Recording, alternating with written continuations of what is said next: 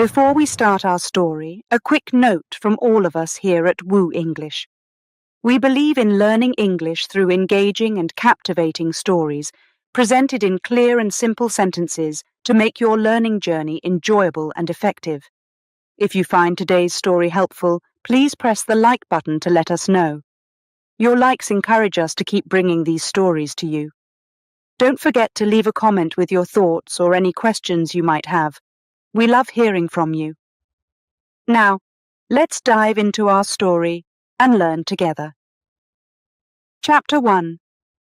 Early Years. In the quiet town of Woodstock, England, a baby boy named Winston Leonard Spencer Churchill was born on a cold winter's day, November 30th, 1874. His arrival into the world was neither simple nor ordinary, much like the life he would later lead. Born in the grand Blenheim Palace, a massive house with over 200 rooms, young Winston was surrounded by history and legacy from his very first breath. Winston's family was notable, not just in England, but in the whole of Britain.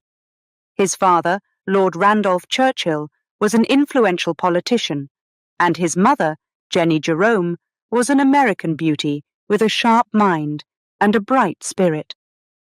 They were a family of high standing, but within the walls of their vast home, Winston was just a small boy with red cheeks and curious eyes. As a child, Winston felt the weight of his family's expectations.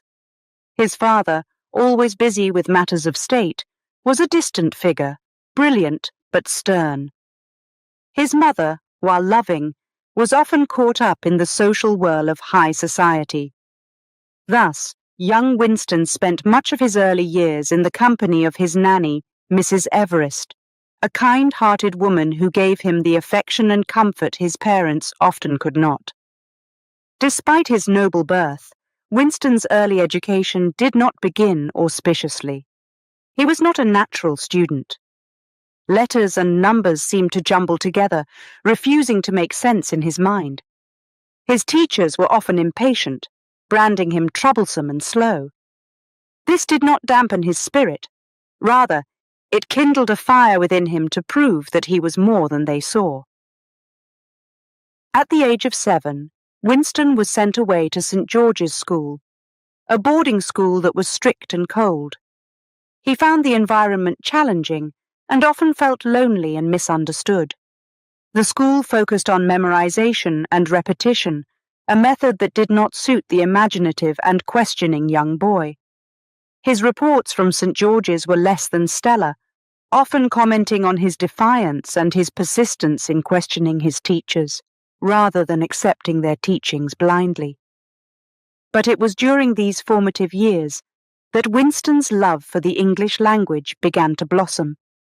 He found solace in books, losing himself in the adventures within pages, which were a stark contrast to the rigid structure of school life. Histories and stories of great battles and leaders of old filled his head with dreams and ideas, far away from the stern looks of his teachers. His poor academic performance led to a decision to move him to a different school. At the age of 8, Winston was enrolled in Miss Thompson's preparatory school. Here the atmosphere was slightly warmer and the teaching methods more nurturing. Miss Thompson recognized Winston's bright mind and often encouraged him to express his thoughts and ideas, which were many and varied. Under her guidance, Winston began to flourish. His natural curiosity and bold spirit were channeled into debates and discussions rather than being suppressed. He learned to write essays, and although his spelling remained somewhat adventurous, his words carried a passion and clarity that were undeniable. It was also at Miss Thompson's school that Winston first showed interest in history and politics, subjects that echoed the discussions he heard at home but had never been part of. He listened to stories of great leaders, of battles that shaped nations, and began to dream, perhaps, of a similar path for himself. As his understanding grew, so did his confidence. Winston started to believe in his abilities, understanding that while he might struggle with some subjects, he could excel in others. This realization was pivotal. It was not about proving his worth to others anymore, but proving it to himself. Thus, the young boy who had once been seen as troublesome and slow was beginning to shape into a young man with a keen intellect and a bold heart. This was just the beginning of a long journey, a journey of a man who would one day become one of the greatest leaders in history. But that, of course, is a story for another time. Chapter 2: Teenage Years. When Winston Churchill was a teenager, he faced new challenges and adventures. His journey continued at Harrow School, one of England's oldest and most respected boarding schools. Here, among the historic buildings perched on a hill, Winston would spend some of the most formative years of his life. As Winston walked through the imposing gates of Harrow in the autumn of 1888, he carried with him the lessons of his past, both good and bad. The school was a place steeped in tradition, where expectations were high and the pursuit of excellence was relentless. For Winston, who had often felt misunderstood by his previous teachers, this was a chance to start anew. At Harrow, life was structured and disciplined. The days were filled with classes, sports, and study time.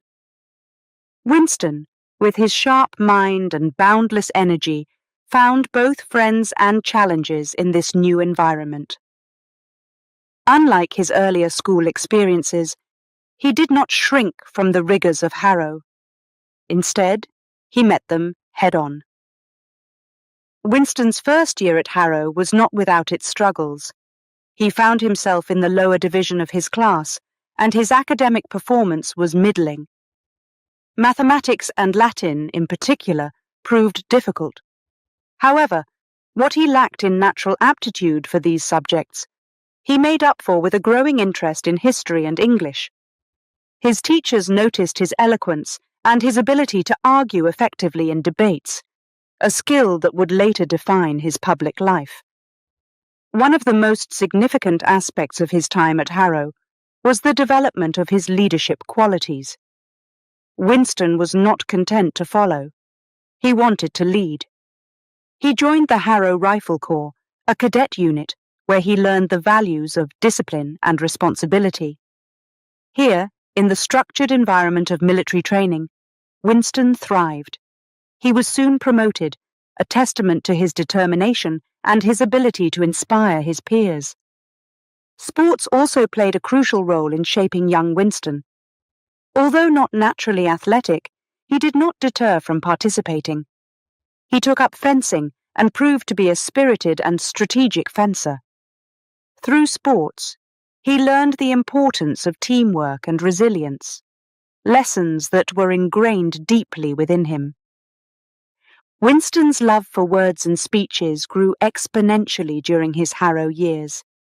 He became an active member of the school's debating society, where he honed his skills in public speaking. The debates were fierce, and the topics varied, ranging from historical events to the policies of the day. Winston relished these opportunities, using each one to sharpen his wit and refine his arguments. Perhaps the most dramatic moment of his school career came during a public speaking competition. Winston chose a complex topic, one that required a deep understanding of history and politics. The hall was packed as students and teachers gathered to listen. When it was his turn, Winston stood confidently at the podium, his voice clear and compelling.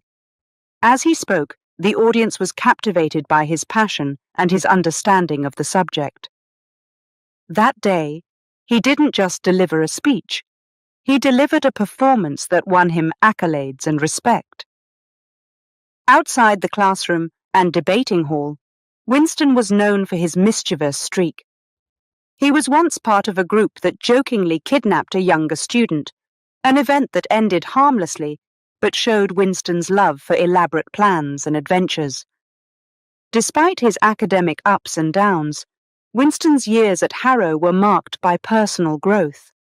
He left the school not only with a set of academic qualifications, but with life skills that would aid him in the complex world of adult responsibilities.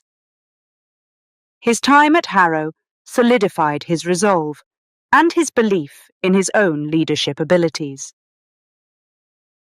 As Winston Churchill stepped out of the gates of Harrow, ready to face the world, he was no longer just the mischievous boy who struggled with Latin and mathematics.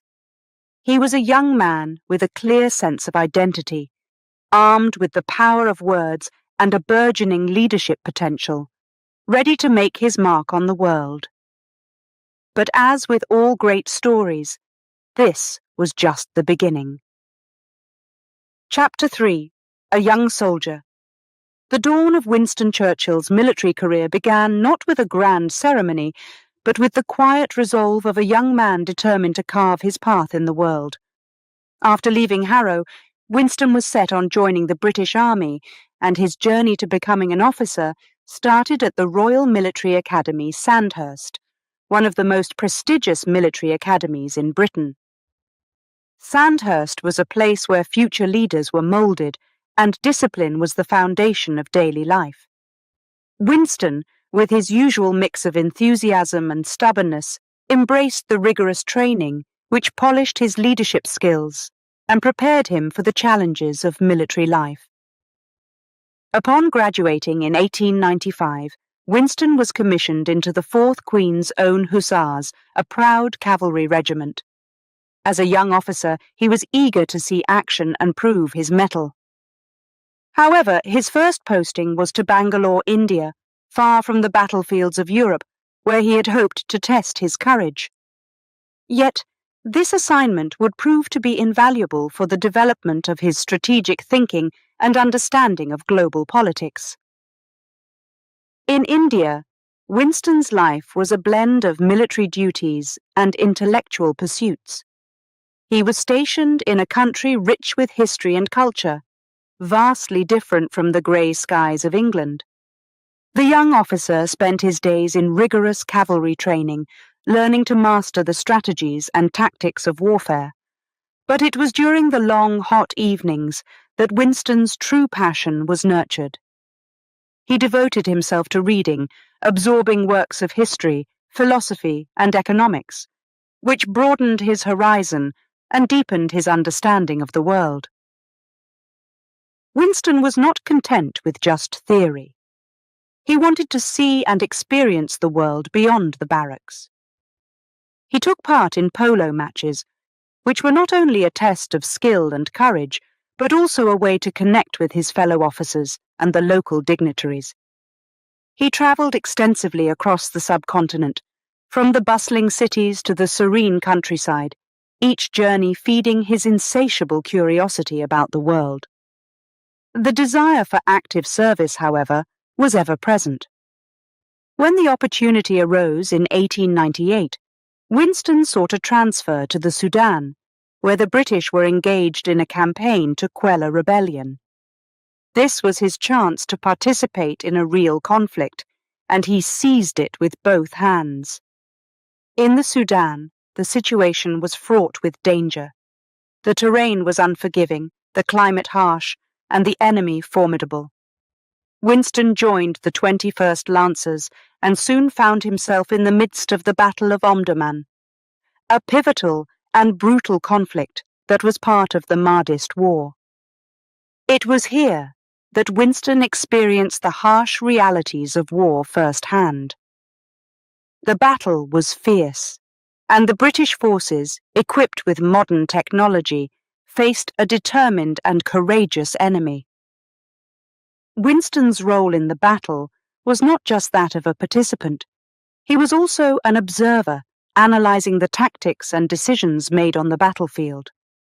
He witnessed the power of modern weaponry and the valour of soldiers on both sides, experiences that would deeply influence his views on military strategy and human courage.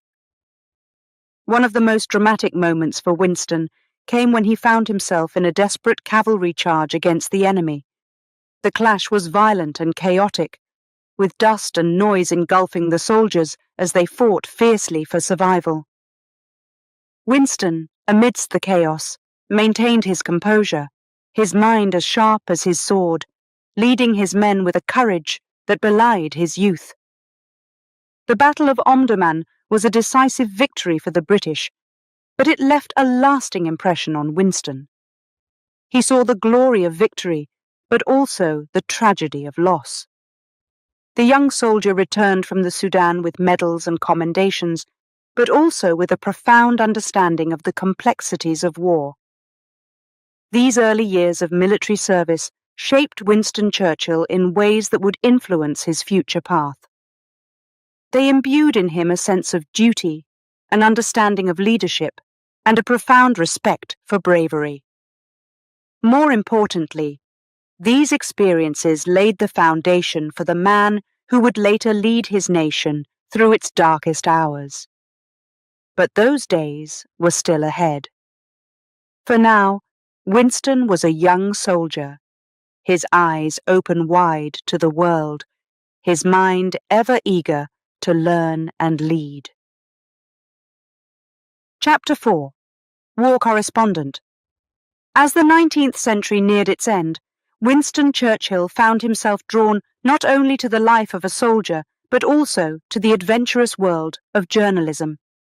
His experiences in India and the Sudan had whetted his appetite for writing, and he was eager to make his mark. Thus, as tensions flared in South Africa during the Boer War, Winston saw an opportunity. He would go to the front lines, not just as a soldier this time, but as a war correspondent. In 1899, Winston arrived in South Africa, armed with a pen and a strong desire to document the conflict. He joined the British Army, not in a military capacity, but as a journalist for the Morning Post, a prominent London newspaper. His task was to provide reports from the heart of the action, giving readers back home a vivid picture of the unfolding war. The Boer War was a complex and brutal conflict, pitting the British Empire against the Boer states of the Transvaal and the Orange Free State. The Boers, well acquainted with the terrain and skilled in guerrilla tactics, proved to be formidable opponents. For Winston, this was not only a chance to observe, but also to participate in history-making events.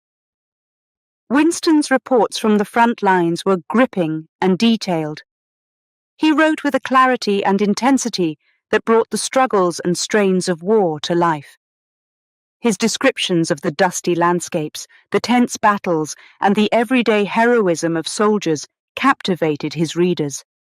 He was not just reporting facts, he was telling a story, one that was real and raw. But Winston's adventure took a dramatic turn one November day. He was aboard an armoured train travelling through enemy territory when it was ambushed by Boer forces. The train was derailed, and a fierce skirmish ensued. Amid the chaos, Winston's instincts as a soldier kicked in. He helped to organise a defence and assisted in the evacuation of the wounded. However, despite his efforts, he was captured by the Boers. His capture was a significant event. Winston Churchill, the war correspondent and former soldier, was now a prisoner of war. The news made headlines, and his fate became a topic of concern and speculation across Britain. Winston was taken to a prisoner of war camp in Pretoria, where he was held with other British officers. But Winston was not one to be easily defeated. From the moment of his capture, he was determined to escape. The camp was well guarded, and the chances of success were slim, but Winston was resolute. His chance came just a few weeks into his captivity. One evening, under the cover of darkness, he took a bold risk. With a quiet determination, Winston scaled the prison wall and jumped into the unknown. The escape was fraught with danger. Outside the walls, Winston was alone, in enemy territory, without food or a clear plan. The next days were a testament to Winston's courage and resourcefulness. He hid during the day and travelled by night, using the stars to guide him. His journey was perilous, and more than once he nearly recaptured. However, through a combination of luck and the kindness of strangers, Winston made his way across nearly 300 miles to Portuguese East Africa, which was neutral territory. Upon reaching safety, Winston's escape was celebrated as a thrilling tale of bravery and determination. His return to Britain was met with acclaim, and his reputation as a daring and resourceful man was cemented. Winston's experiences as a war correspondent and his dramatic escape from captivity enriched his understanding of war and conflict. These experiences not only shaped his future political career, but also deepened his resolve to be involved in the shaping of world events. His writings from the Boer War remain a vivid testament to a young man's courage and the power of the written word to bring distant battles home. Chapter 5. Entering Politics. After his thrilling adventures as a war correspondent and his daring escape from captivity, Winston Churchill returned to England a hero. His experiences had not only shaped him, but also spotlighted his name across the country. It was against this backdrop of newfound fame that Winston decided to embark on a new challenge: a career in politics. In the early 1900s, British politics was a field dominated by figures who often came from long-standing political families or had significant wealth. While Winston himself came from a prominent family, his father, Lord Randolph Churchill, had been a notable politician. He needed to carve out his own space in this competitive arena. Winston's first attempt to enter Parliament was in 1899, during his time in South Africa. He ran for the seat in Oldham as a Conservative candidate while still on the battlefield. Despite his efforts, he was not elected, a setback that might have discouraged a less determined man. However, Winston was undeterred. He returned to Oldham in 1900, this time fresh from his escape and the stories that had captured the nation's imagination. His persistence paid off, and he was elected to the House of Commons. Entering the House of Commons, Winston was aware of the expectations resting on his shoulders. The chamber was imposing, filled with the murmur of seasoned politicians and the weight of history. As a young MP, Winston quickly realized that politics was as much about alliances and understanding public sentiment as it was about individual brilliance. His early days in Parliament were marked by his eagerness to make an impact. He was a frequent speaker, not shy to voice his opinions, which were not always in line with his party's views. This independent streak sometimes isolated him from more senior figures in the Conservative Party, but it also earned him a reputation as a man of principle. One of the first issues Winston tackled was that of social reform. He was moved by the plight of the working classes, whose lives he had seen up close during his travels and military service. He advocated for better working conditions and social welfare programs, topics that were not typically championed by his party at that time. This stance was controversial, but showcased his willingness to address the needs of all citizens, not just those who were well off. Winston's ability to speak convincingly and passionately about the issues close to his heart won him admirers across the political spectrum. However, his path was not smooth. His criticisms of the Conservative government's policies, especially regarding trade tariffs and military spending, led to tensions within his party. In 1904, after much consideration, Winston made a dramatic decision. He crossed the floor of the House of Commons to join the Liberal Party. This move was seen as a betrayal by some of his Conservative colleagues. But for Winston, it was a matter of following his convictions.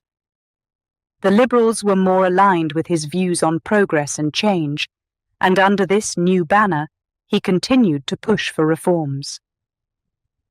One of his significant achievements during this period came when he was appointed Under Secretary of State for the Colonies. In this role, he was able to influence Britain's policies abroad, drawing on his extensive travel experience and understanding of international affairs.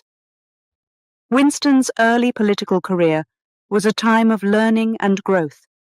He faced challenges and opposition, but each hurdle seemed only to strengthen his resolve. His speeches from this time reflect a man who was not only developing his voice, but also beginning to understand the complexities of leadership.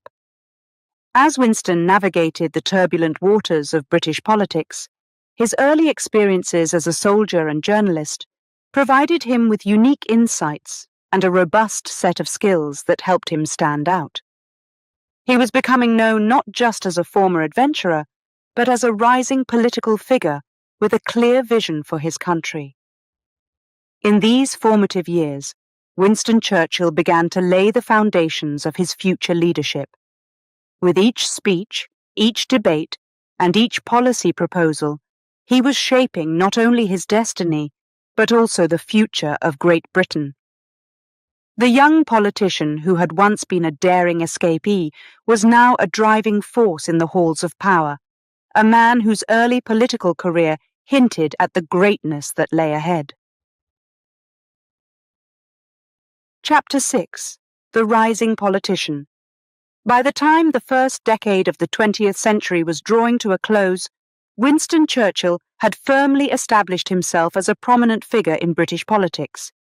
His journey from a young member of Parliament to a significant leader was marked by both his relentless energy and his capacity to handle roles of increasing responsibility. As a rising politician, Winston's influence grew, and he was appointed to several important positions. One of his most notable roles came in 1908, when he was made President of the Board of Trade. In this position, he was responsible for overseeing commerce and industry in Britain, a task that involved complex decisions and innovative policy-making. At the Board of Trade, Winston introduced several reforms aimed at improving working conditions and supporting the unemployed. He was instrumental in the passing of the Trade Boards Act, which established minimum wages in certain industries for the first time in British history. He also played a key role in the development of unemployment insurance with the National Insurance Act of 1911, part of a series of social reforms that marked the era. While his professional life was thriving, Winston's personal life also took a joyful turn. In 1908, the same year he was appointed to the Board of Trade, Winston married Clementine Hosier. The story of how they met and fell in love adds a tender chapter to Winston's otherwise bustling life of public service. Winston and Clementine were introduced at a dinner party in 1904, but it was not until 4 years later, at a ball in the glamorous setting of Crewe House, that their romance truly began. Clementine was a woman of grace and intelligence, possessing a sharp wit that matched Winston's own. Their courtship was swift and sweet, with Winston proposing at the beautiful Blenheim Palace, where he had been born. Their marriage was a partnership that would endure the ups and downs of a tumultuous century. Clementine was not only a supportive wife, but also an advisor, often providing Winston with insights and counsel on various issues. Her strength and poise would become crucial in the years to come, especially during the challenging times of war. With Clementine by his side, Winston continued his ascent in politics. In 1911, he was appointed First Lord of the Admiralty, a significant position overseeing the Royal Navy. This role was critical, especially given the growing tensions in Europe that would eventually lead to the outbreak of World War I. At the Admiralty, Winston was a force of innovation.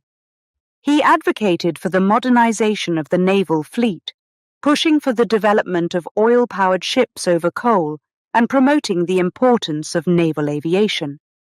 His foresight and dynamic approach helped prepare the Navy for the coming conflict, although not without controversy over his aggressive stance and readiness for war. Winston's time as First Lord of the Admiralty also tested his resolve and judgment. He was a key player in the naval arms race with Germany, a period of intense competition that saw both nations striving to outdo each other in naval power. His decisions during this time were sometimes criticized, but his commitment to ensuring Britain's naval supremacy was undeniable. As the clouds of war gathered over Europe, Winston's roles in government before World War I positioned him as a central figure in the national leadership. His reforms at home and his leadership at the Admiralty had marked him as a politician of vision and vigour.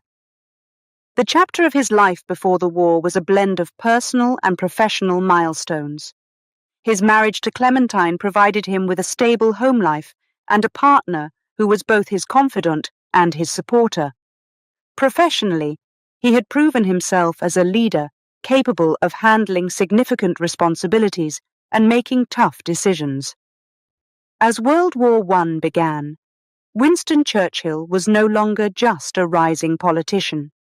He was a key leader in a world on the brink of profound change. His journey from the ambitious young MP to the head of the Admiralty had prepared him for the challenges ahead, equipping him with the experience and resilience he would need in the turbulent times to come. Chapter 7. World War I. As the storm of World War I engulfed the world, Winston Churchill found himself at the heart of Britain's naval strategy. His role as First Lord of the Admiralty placed him in charge of the Royal Navy, the first line of defence against the German naval threat. This chapter in his life was marked by intense challenges and dramatic decisions that would test his leadership and resolve. With the onset of war in 1914, Winston was quick to mobilise the Navy, ensuring that Britain's massive fleet was ready to face the German U-boats and surface ships. His efforts during these early days were crucial in maintaining control of the seas, a vital aspect of Britain's war strategy. The Navy protected shipping lanes, ensuring that the island nation could receive supplies and troops from across the world, crucial for its survival. However, Winston's tenure at the Admiralty would soon be overshadowed by one of the most controversial military campaigns of the First World War, the Gallipoli Campaign. Initiated in 1915, the plan aimed to open a new front by securing the Dardanelles, a strategic strait leading to the heart of the Ottoman Empire. By capturing this key route, the Allies hoped to link up with Russia and knock Turkey out of the war. Winston championed this bold strategy with the intention of breaking the stalemate on the Western Front. He believed that a decisive blow in the East could alter the course of the war. However, the campaign faced logistical and tactical challenges from the start. The terrain was rugged, the naval forces underestimated the Turkish defences, and the Allied troops met with fierce resistance. The Gallipoli operation, intended as a swift and strategic knockout, turned into a prolonged and bloody campaign. The Allies suffered heavy casualties, and the objectives were not achieved. The images of loss and the tales of bravery and despair from the Gallipoli shores deeply affected the public and political perception back home. Faced with the campaign's failure, Winston's role was scrutinized. Criticism mounted, not just from his political opponents, but also from the press and the public. The weight of the failed campaign fell heavily on his shoulders, and in 1915 he was removed from his position at the Admiralty. This was a profound blow to Winston, who had poured so much of his energy and hopes into the Navy and the Gallipoli plan. After his dismissal, Winston experienced one of the lowest points in his career. He was demoted to a less significant government position, Chancellor of the Duchy of Lancaster, where his influence was minimal. Feeling sidelined and desperate to contribute to the war effort, Winston made a decision that was as unexpected as it was dramatic. He volunteered to go to the Western Front as a battalion commander. In France, Winston served with distinction, leading men in the trenches under the constant threat of artillery and machine gun fire. This period, though brief, allowed him to see the war from a soldier's perspective, gaining insights that would later inform his leadership. The experience also served as a personal redemption, a way to restore his spirits and prepare for future challenges. The aftermath of Gallipoli lingered in Winston's career for years, casting a long shadow over his subsequent political roles. However, it also taught him invaluable lessons in resilience and humility. Winston's journey through the trials of World War I, from the heights of power at the Admiralty to the trenches of France, was a testament to his complex character. A man capable of both great foresight and errors, but undeniably dedicated to his country. Chapter 8: The Wilderness Years. The years following World War I were a time of profound change and reflection for Winston Churchill. After his turbulent tenure during the war, he found himself gradually pushed to the margins of political power. These years, often referred to as his wilderness years, spanned the 1920s and early 1930s. During this period, Winston was mostly out of government, but he was far from idle. He devoted his time to writing and speaking, warning of new dangers on the horizon. After his resignation from the government, Winston found himself without the political influence he had once enjoyed. However, he did not fade into the background. Instead, he used his time to cultivate a different kind of influence. Winston turned to writing, a passion he had nurtured throughout his life. He penned several works during this period, including a highly acclaimed biography of his ancestor, the Duke of Marlborough, and a series of essays on contemporary politics and history. Winston's writings were not just exercises in historical narration, but were also imbued with his insights into leadership and statecraft. His work was characterized by a deep understanding of history and a unique ability to draw lessons applicable to the current times. His prose was clear and compelling, making complex historical and political analyses accessible to a broad audience. Beyond his literary endeavors, Winston was a prolific speaker. He traveled across Britain and the United States, delivering speeches that were both warnings and exhortations. His main concern during these years was the rise of Nazism in Germany. Winston had observed with increasing alarm the developments in Germany under Adolf Hitler. He was one of the few voices in the 1930s that warned of the threat Hitler posed to peace in Europe. His speeches and articles critically analysed the policies of appeasement adopted by the British and other European governments. Winston argued that conciliating a dictator would only invite aggression.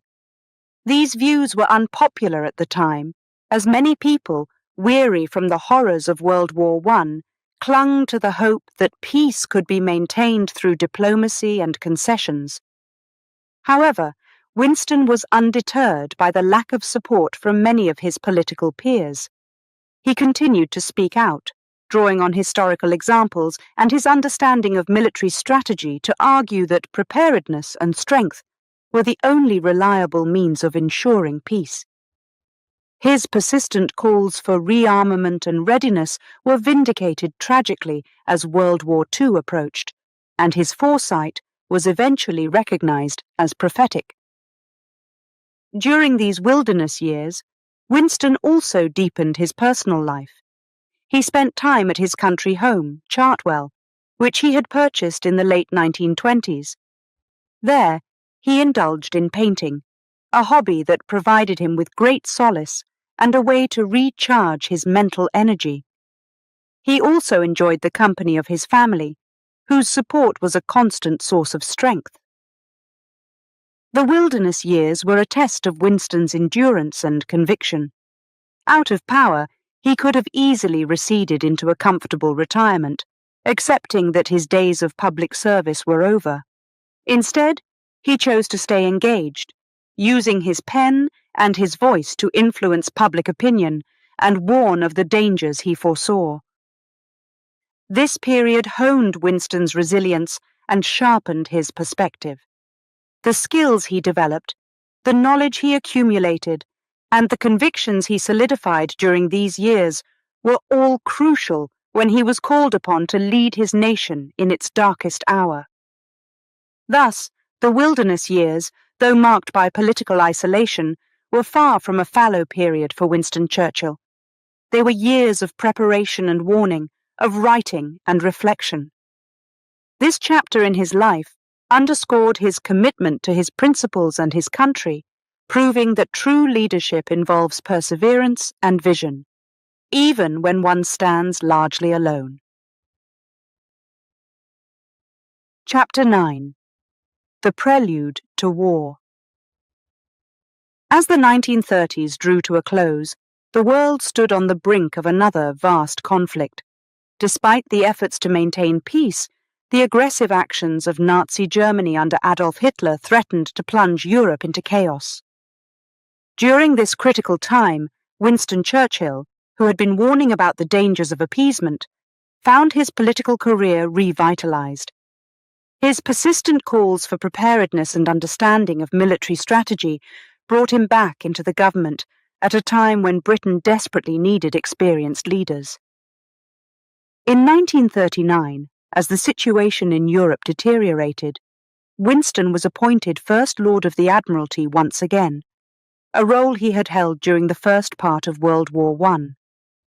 This return to his old post was symbolically marked by the same signal that had been sent to the fleet at the outbreak of the First World War. Winston is back. It was a sign that Britain was taking serious steps to ready itself for the imminent conflict. Winston's return to the Admiralty was met with relief by many in the military. His knowledge of naval strategy and his unwavering focus on strengthening the Navy were crucial as Britain prepared to face the formidable German war machine. Under his leadership, the Royal Navy was mobilized to its full capacity, safeguarding the waters around Britain and maintaining vital supply routes across the Atlantic. However, the most dramatic moment came in September 1939 when Germany invaded Poland. This act of aggression was the final straw that led Britain and France to declare war on Germany. World War II had begun, and Winston found himself at the center of Britain's military planning. Despite the declaration of war, the initial months were marked by a strange period of inactivity known as the Phony War. While there were no major land battles on the Western Front, Winston was busy enhancing Britain's naval defences and preparing for the long struggle ahead. He was instrumental in planning operations and strategizing how to counter the U-boat threat, which was critical to Britain's survival due to its reliance on imported goods and food. As the war progressed, Winston's role became increasingly prominent. His speeches to Parliament and the public were powerful and resolute, reflecting his determination to fight and his belief in the ultimate victory of the Allies. His words were not just meant to inform, but also to inspire and unite the people of Britain in the face of unprecedented adversity. In May 1940, the war took a dire turn as Germany launched a blitzkrieg attack against France and the Low Countries. The rapid fall of France shocked the world and dramatically changed the dynamics of the war. It was during this critical period that Winston's career took its most significant turn. With the resignation of Prime Minister Neville Chamberlain, who had lost the confidence of many due to his earlier appeasement policies, Winston Churchill was chosen to lead the country. His appointment as Prime Minister on May 10, 1940, was a pivotal moment in British history. On his first day in office, he famously declared, "I have nothing to offer but blood, toil, tears and sweat," setting the tone for his leadership during the war. Winston's ascent to Prime Minister marked the beginning of a new chapter in his life and in the history of Britain. His leadership during World War II would come to define his legacy, characterized by his unyielding spirit and his ability to rally the nation against the dark tide of Nazism. Thus, the prelude to war not only marked a return to power for Winston Churchill, but also the start of his most challenging and defining role. His foresight in the years leading up to the war, his strategic acumen during the early days of the conflict, and his inspiring leadership were all critical as Britain navigated the darkest days of World War II. Chapter 10. Britain's Prime Minister. When Winston Churchill became Prime Minister in May 1940, he stepped into a role fraught with peril and burdened with immense responsibility. Britain was under threat, and the spectre of Nazi Germany loomed large over Europe. Winston's leadership during this time would not only test his character, but also define his legacy. Upon taking office, Winston faced a dire situation. France was on the brink of collapse under the Nazi onslaught, and it seemed likely that Britain would be next. The country was gripped by fear and uncertainty. Yet it was during these darkest hours that Winston's qualities as a leader came to the forefront. One of the most crucial elements of his leadership was his communication. Winston had a profound understanding of the power of words, and he used this to great effect. His speeches were not merely updates on the war, they were rallying cries to the nation, designed to inspire courage and resolve even in the bleakest of times. His first speech to the House of Commons as Prime Minister was a defining moment. On May 13, 1940, he delivered what would become one of his most famous speeches, known for its stark honesty and rousing conclusion. He stated, "I have nothing to offer but blood, toil, tears, and sweat," setting the tone for his tenure. This speech did not promise an easy victory or downplay the sacrifices required. Instead, it prepared the British people for the hard road ahead, while also instilling a sense of unity and determination. As the war progressed, Winston continued to use his speeches to bolster the British spirit. In June 1940, after the miraculous evacuation of British and Allied troops from Dunkirk, he spoke again to the nation. His words, "We shall fight on the beaches. We shall fight on the landing grounds. We shall fight in the fields and in the streets. We shall fight in the hills. We shall never surrender," became legendary. This speech did more than assure. It galvanized the public and became a symbol of British resilience. Winston's leadership was not just evident in his speeches, but in his actions as well. He maintained a relentless schedule, often working late into the night and visiting various parts of the country, including areas bombed by the enemy. His visibility and refusal to bow under pressure served as a crucial morale booster for the British people. Throughout these dark times, Winston's ability to connect with the common man was vital. He was not seen as a remote figure. Rather, he was among the people, sharing their risks and their hardships. His visits to bomb sites, where he was often photographed with workers and victims, helped cement his image as a leader who was in the trenches with his people. Winston's strategic vision was also critical. He formed strong alliances, notably with the United States and the Soviet Union, understanding that Britain could not fight the Axis powers alone. His relationship with US President Franklin D. Roosevelt was instrumental in securing vital military support through the Lend-Lease program, which was crucial as Britain's resources were stretched to their limits. Moreover, Winston's tenure saw the planning and execution of several key military campaigns that would eventually turn the tide of the war.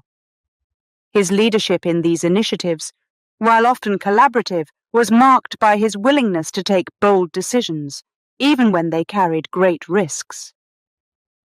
As the war eventually moved towards a conclusion with the Allies gaining the upper hand, Winston's role as a wartime leader remained indomitable.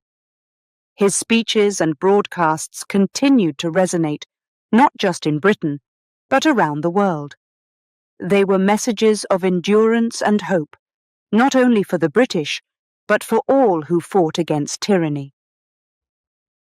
Winston Churchill's leadership during Britain's darkest hours was characterized by his indomitable spirit, his strategic mind, and his masterful use of language. These elements combined to make him not just a prime minister, but a national beacon during World War II. His tenure was not without criticism or challenges, but his resolve and dedication to victory left an indelible mark on British history. His leadership through those perilous times is remembered as a testament to the power of resilience and determination in the face of overwhelming odds. Chapter 11. The War Leader. During World War II, Winston Churchill's leadership was defined by crucial decisions and his relationships with other Allied leaders. These relationships were essential for coordinating military strategies and plans for post-war peace. As the war raged across continents, Winston faced some of the most critical decisions of his career. One of these was the choice to continue fighting when Britain stood almost alone against the Axis powers in 1940. Despite pressure to negotiate peace with Hitler, Winston was resolute in his commitment to fight on, believing that only complete victory would ensure lasting peace. Another key decision was his commitment to the Europe First strategy. Despite the Japanese threat in the Pacific, Winston agreed with US President Franklin D. Roosevelt that defeating Hitler was the priority. This decision shaped much of the strategic planning during the war, focusing resources and military efforts in Europe before turning attention to the Pacific. Churchill also played a pivotal role in planning several significant military operations. One of the most notable was the D-Day invasion of Normandy in June 1944. This operation, which Winston planned alongside American and other Allied commanders, was a turning point in the war.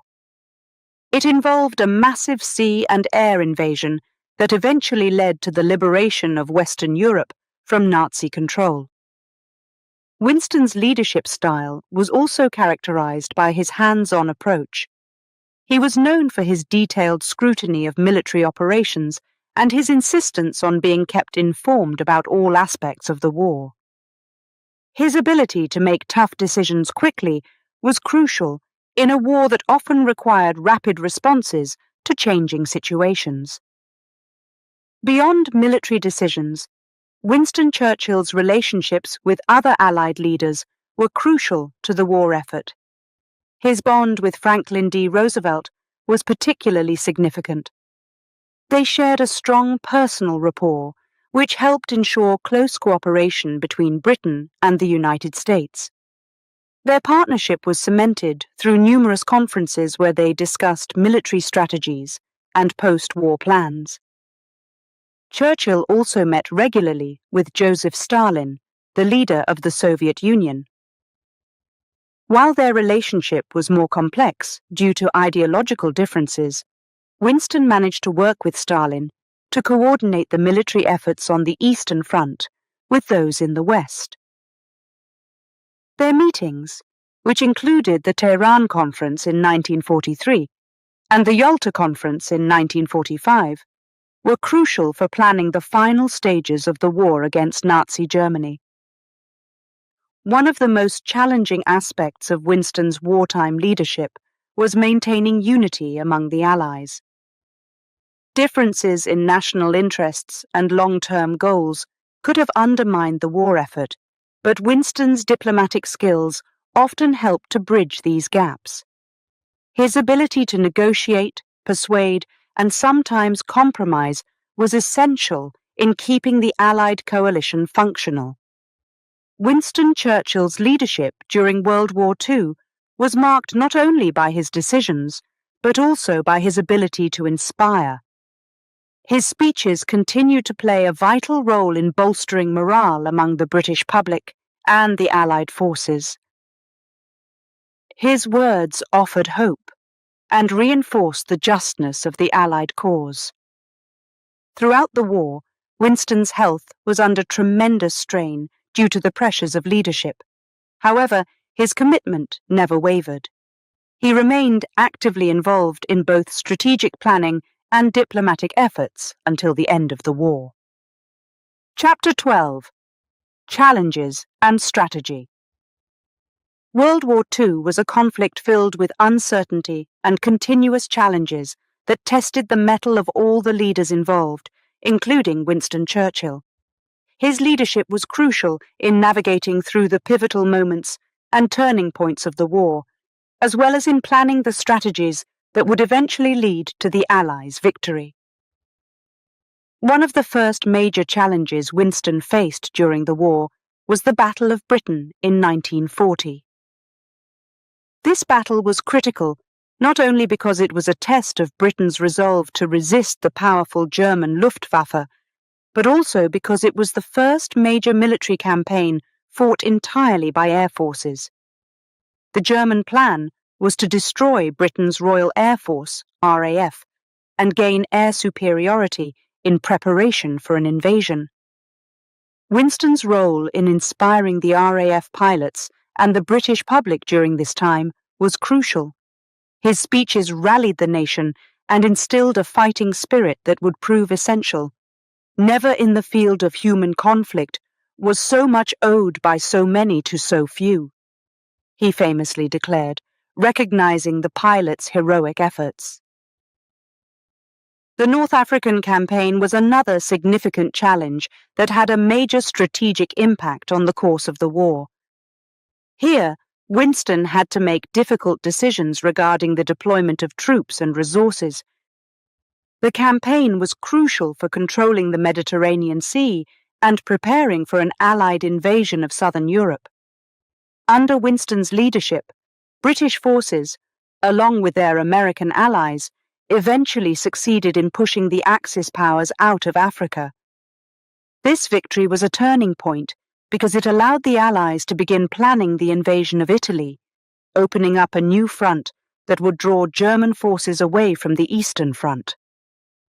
Planning the path to victory involved coordinating with multiple Allied nations and military leaders, which was an enormous strategic and diplomatic challenge. Winston was deeply involved in the planning of Operation Overlord, commonly known as the D-Day invasion of Normandy. This operation, launched in June 1944, was one of the largest amphibious military assaults in history. Winston worked closely with American General Dwight D. Eisenhower and other Allied commanders to ensure that the plans were as thorough and effective as possible. The successful landing at Normandy was a decisive moment in the war, leading to the liberation of Western Europe from Nazi control. Winston's strategic vision was also evident in his insistence on prioritizing certain military operations over others, despite differing opinions among the Allied leaders. For instance, he was instrumental in planning the strategic bombing campaign against Germany, aimed at crippling German industry and reducing the German war effort's effectiveness. While controversial, the campaign was an essential element of the Allied strategy to weaken Germany from within. Throughout all these challenges, Winston's ability to maintain a strong alliance with the United States and the Soviet Union was crucial. His relationship with US President Franklin D. Roosevelt and Soviet Premier Joseph Stalin, despite their differences, facilitated a coordinated effort on both the Western and Eastern fronts. The Tehran and Yalta conferences, where the three leaders met, were pivotal in solidifying this cooperation and planning post-war Europe. In addition to military strategy, Winston was keenly aware of the importance of morale and public support. He continued to communicate regularly with the British public, ensuring that they remained informed and motivated. His speeches not only conveyed the harsh realities of war, but also fostered a sense of unity and common purpose among the British people and their allies. As the war drew to a close, Winston's focus shifted toward ensuring a peace that would prevent future conflicts of such a devastating scale. His foresight in the planning of the United Nations was part of his legacy in shaping a post-war world that aspired to cooperation and peace rather than conflict. Chapter 13. Victory and Defeat. The final year of World War II brought both triumph and surprise for Winston Churchill. As the war drew to a close with the surrender of the Axis powers, Churchill was hailed as a hero who had led Britain through its darkest times to a bright victory. However, the celebration was short-lived for Churchill personally, as he faced an unexpected political defeat at home. The end of the war in Europe came in May 1945, when Germany officially surrendered. The streets of London and many other cities across Britain and the Allied nations were filled with joy and relief. People celebrated the end of a long and devastating conflict, and Churchill was widely admired for his steadfast leadership during the war. His speeches and broadcasts had become symbols of endurance and courage, inspiring not just Britons, but people around the world.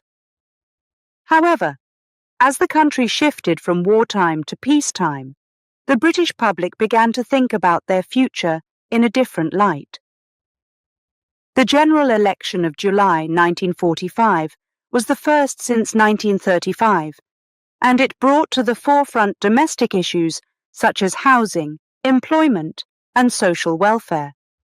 During the war, the Labour Party had promised comprehensive reforms that appealed to a population eager for change after years of hardship. Churchill, while immensely popular as a wartime leader, was viewed by many as less suited to guide the country in peacetime. The Conservatives were seen as being more conservative and less inclined to implement the social reforms that many desired. In a surprising turn of events, the Labour Party won a landslide victory, and Churchill was compelled to step down as Prime Minister. This defeat was a profound shock to Churchill. He had led the nation through war, but now found himself sidelined in the new era of peace. However, this period also allowed him to reflect on his leadership and the resilience required not just in times of war, but also in personal setbacks. Churchill spent the next few years in the political wilderness once again, much like the period before the war. During this time, he continued to write and speak on various issues, reflecting on his experiences and the lessons of leadership. He emphasized the importance of courage, determination, and the ability to learn from both success and failure. Churchill's reflections during this time revealed a man who understood that leadership was not just about guiding others through challenges, but also about facing one's own trials with grace and resilience. He wrote about the qualities necessary for a leader, such as the ability to make tough decisions under pressure, the need to maintain hope in the face of despair, and the importance of staying true to one's principles even when they are not popular. Despite the political defeat, Churchill's legacy as a leader during World War II remained untouched. He was called upon once again to serve as Prime Minister in 1951, when the Conservatives returned to power. This comeback underscored his resilience and the trust that the public still placed in his leadership abilities. Churchill's second term as Prime Minister was marked by a focus on international relations and the management of the British Empire's decline. He continued to influence global politics, particularly during the early years of the Cold War. Chapter 14. The Post-War Years. After the unexpected defeat in the 1945 general election, Winston Churchill did not retire from public life. Instead, he remained active in politics and returned to power in 1951, serving as Britain's Prime Minister once again. His second term was marked by significant challenges and achievements, particularly in the areas of international relations and domestic policy during a period of great change. The world after World War II was very different. The British Empire was diminishing, and new superpowers, the United States and the Soviet Union, were rising. This shift required a new approach to international relations, and Churchill, with his vast experience and strategic mind, was well prepared to handle these changes. One of Churchill's major concerns during his second term was the Cold War. The tension between the Western Bloc, led by the United States, and the Eastern Bloc, led by the Soviet Union, was escalating. Churchill recognized the need for a strong relationship with the United States to ensure Britain's security and influence.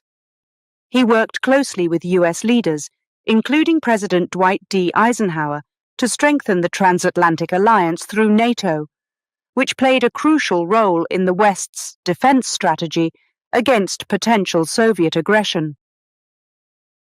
In 1953, Churchill was awarded the Nobel Prize in Literature, acknowledging his numerous published works, including his memoirs of the Second World War. This accolade was a testament to his skills as a historian and writer, capturing the gravity and complexity of the times he had helped navigate. Domestically, Churchill's government faced the task of rebuilding Britain's economy, which had been severely impacted by the war.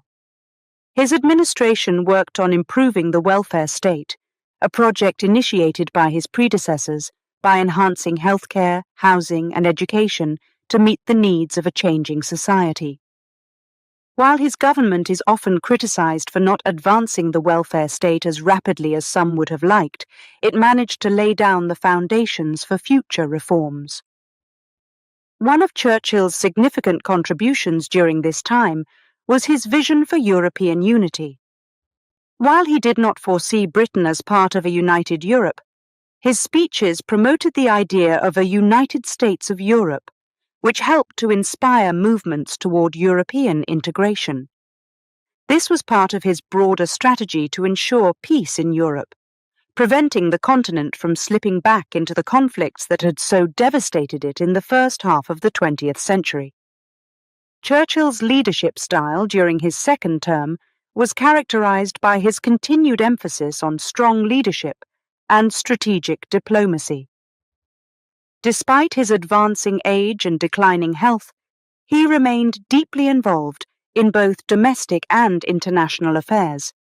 His experience and determination helped guide Britain through the complex early years of the post-war period. However, by 1955, the pressures of leadership and his health led him to resign. His decision to step down marked the end of an era, but his influence on British and world politics continued. His legacy as a leader who had navigated through war and peace left an indelible mark on the 20th century.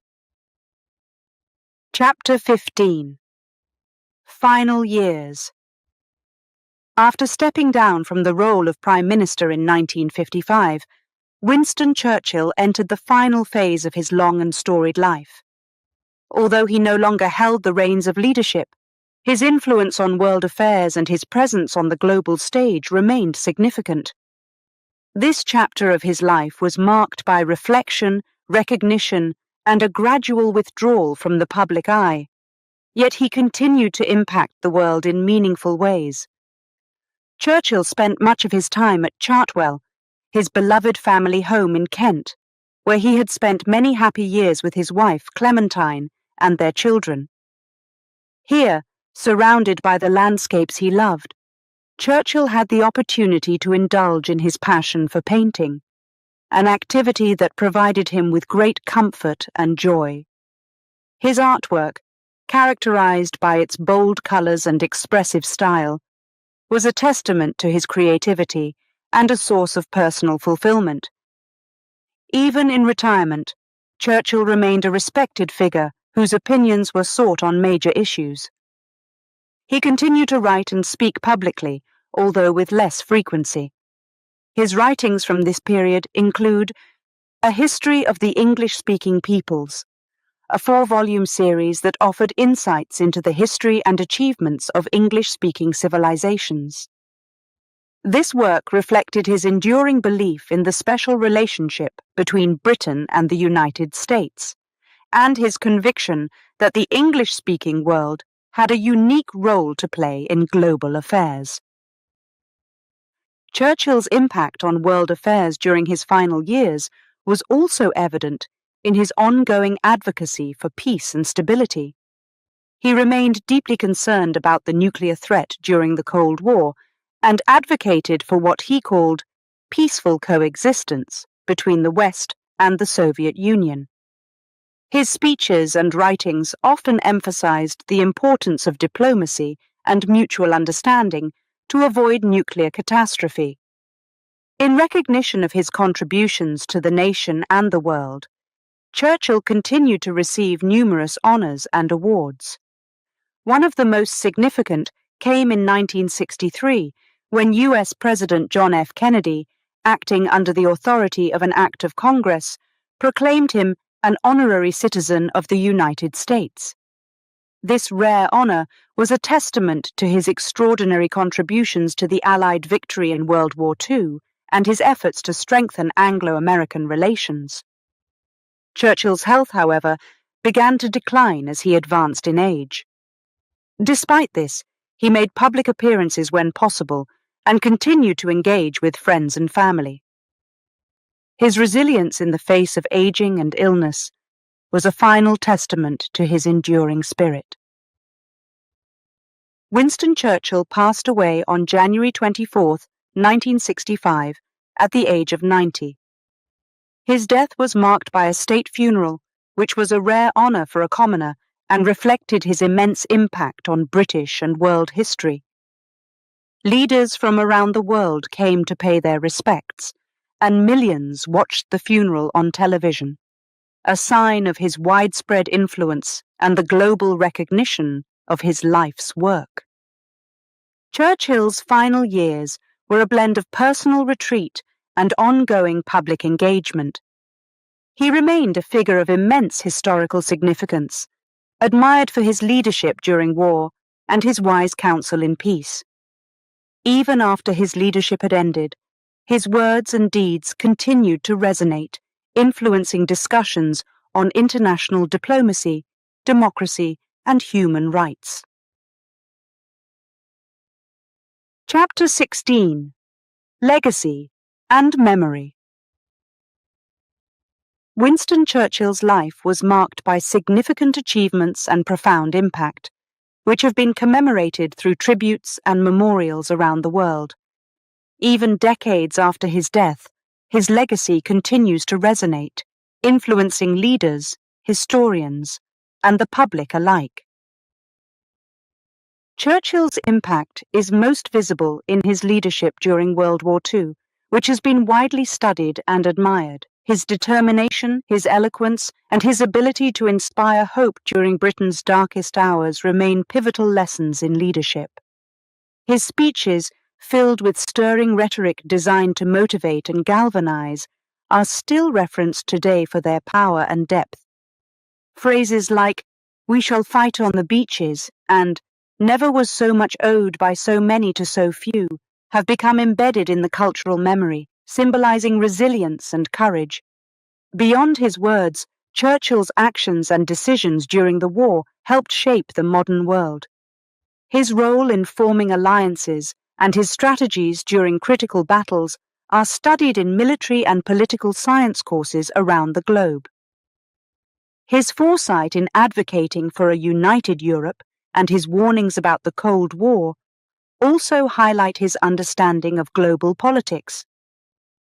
Churchill's legacy is also preserved through numerous physical memorials and places named in his honour. In London, a statue of Churchill stands prominently in Parliament Square, a constant reminder of his contributions to British history. The Churchill War Rooms, from which he directed the war effort, are now a museum, offering insights into his leadership and the life of Britons during the war. Worldwide, institutions and scholarships bear his name, promoting values that he championed: leadership, perseverance, and vision. The Churchill College at Cambridge University, founded in his honour, focuses on science, technology, and innovation, reflecting his interest in progress and his belief in the importance of these fields for the future. Churchill's writing career, which earned him the Nobel Prize in Literature, also constitutes a significant part of his legacy. His multi-volume historical works, particularly The Second World War and A History of the English-Speaking Peoples, continue to be influential, offering perspectives on the events that shaped the world as it is today. These works not only solidify his reputation as a historian, but also ensure that his analytical and narrative skills are remembered. Moreover, annual events and programs that focus on leadership and history often cite Churchill's life and work as inspiration. Conferences and speeches frequently quote his determination and his strategic thinking, using his life as a case study in overcoming adversity through strong leadership. Churchill's impact extends into popular culture as well. Films, television series, and books about his life and role during World War II have helped cement his image in the public imagination. These portrayals contribute to the ongoing interest in his personality, his leadership style, and his policies. As we reflect on Churchill's enduring legacy, it is clear that his life was more than the sum of its parts. It was a series of chapters that together tell a story of a man who faced numerous challenges, some of which he overcame, and some which he did not. Each chapter contributed to a legacy that is characterized by resilience, intellect, and an unwavering commitment to his country and values. In summary, Chapter 16, Legacy and Memory, encapsulates how Winston Churchill's influence remains a potent and enduring force. His contributions to history, his inspirational speeches, his writings, and the various memorials around the world that bear his name all serve to keep his memory alive.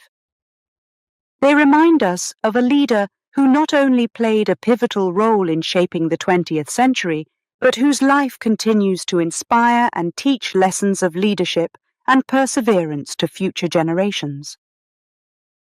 Chapter 17. Learning from Churchill. Winston Churchill's life was a tapestry of public service, leadership, and personal resilience, woven through times of peace and conflict.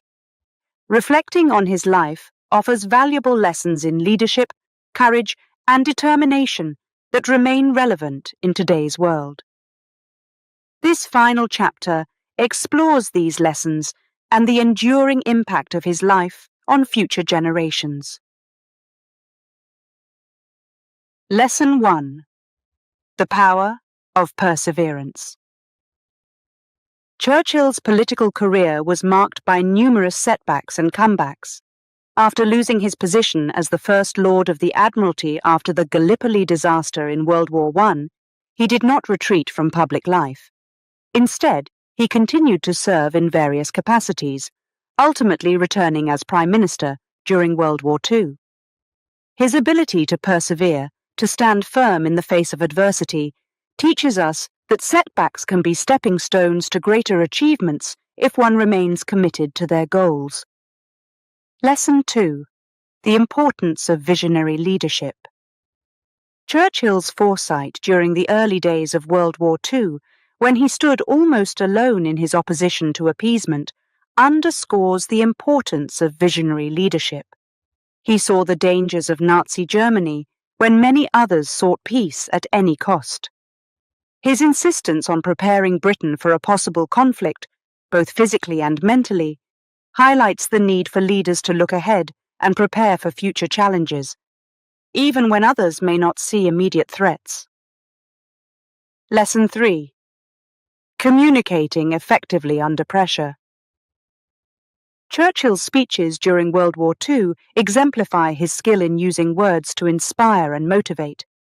His addresses to the nation, filled with resolve and defiance, were crucial in bolstering British morale during the war's darkest days. From this, we learn that effective communication is critical in leadership, especially under pressure. Being able to articulate a clear vision and rally others around a common cause can be a decisive factor in overcoming challenges. Lesson 4. The value of resilience. Throughout his life, Churchill faced numerous health issues, political defeats, and personal challenges. However, his resilience in the face of these trials helped him to continue pursuing his goals. This resilience teaches us that personal hardships do not have to define our outcomes. The ability to recover from difficulties, to adapt and move forward, is invaluable, not just in leadership, but in everyday life. Conclusion. Reflecting on Churchill's legacy. As we reflect on Winston Churchill's life and legacy, it is clear that his impact goes beyond his wartime leadership. His life story is a testament to the impact that one determined individual can have on the course of history. Churchill's enduring legacy is not just in the battles he fought or the speeches he gave, but in the lessons he imparted through his actions and words. Churchill's contributions to history remind us of the importance of courage in leadership, the necessity of resilience, and the power of articulate communication. These lessons continue to inspire leaders around the world and offer valuable insights for anyone aspiring to make a positive impact in their own life or the lives of others. In sum, learning from Churchill means appreciating the complexities of his character and the breadth of his experiences. It means understanding that leadership involves not only steering others through smooth waters, but also navigating through storms. Churchill's life encourages us to face challenges with courage, to lead with conviction, and to speak with clarity, no matter how difficult the circumstances may be. His legacy teaches us that with determination and resilience, every individual has the potential to influence the world, regardless of the obstacles they may face.